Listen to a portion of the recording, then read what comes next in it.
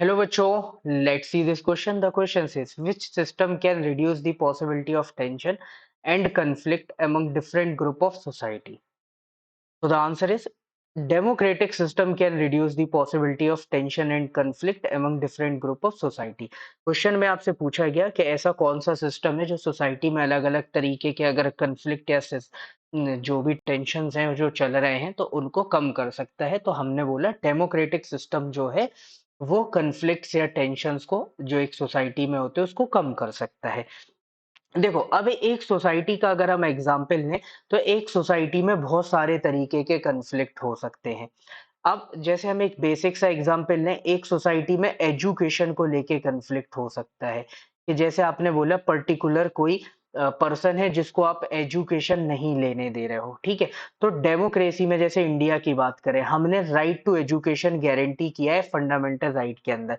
तो अगर private school वो अफोर्ड नहीं कर पा रहा है, तो हम राइट टू एजुकेशन के अंदर गवर्नमेंट स्कूल्स में एजुकेशन प्रोवाइड कर रहे हैं जो कि फ्री ऑफ कॉस्ट है, ठीक है?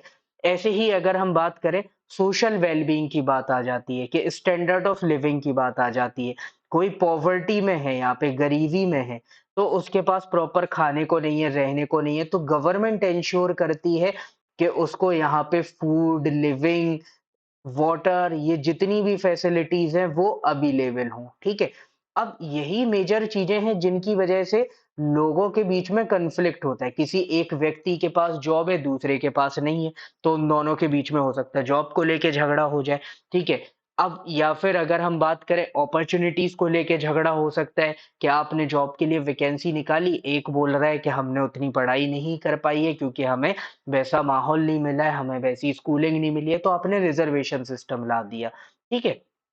तो टेंशन्स और जो कन्फ्लिक्ट है वो किसी भी चीज को लेके हो सकते हैं। वो पॉवर्टी को लेके भी हो सकते हैं, वो कम्युनल नेचर के भी हो सकते हैं। अगर कम्युनल नेचर की हम बात करें तो हमारे यहाँ पे वर्शिप के लिए, अपने रिलीजन को फॉलो करने के लिए उसके भी फंडामेंटल राइट्स डाले हुए हैं।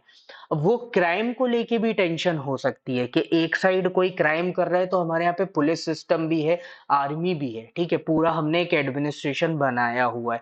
तो किसी भी तरीके के अगर कन्फ्लिक्ट या टेंशन्स होते हैं हमारी सोसाइटी में, तो उसको हम इजीली सॉल्व कर सकते हैं। और ये सब क्यों हो रहा है? क्योंकि हमारे देश में डेमोक्रेटिक सिस्टम है और डेमोक्रेटिक सिस्टम में जो सरकारें होती हैं वो रेस्पॉन्सिबल होती हैं किसके लिए? तो सरकारें रेस्पॉन्सिबल होती हैं सिटीजन्स के लिए। सरकारों को सिटीजन्स को आंसर करना पड़ता है।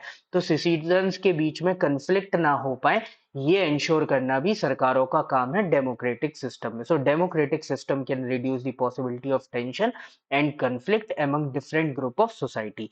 So this will be your final answer. Hope you understood it well. Best of luck. Thank you.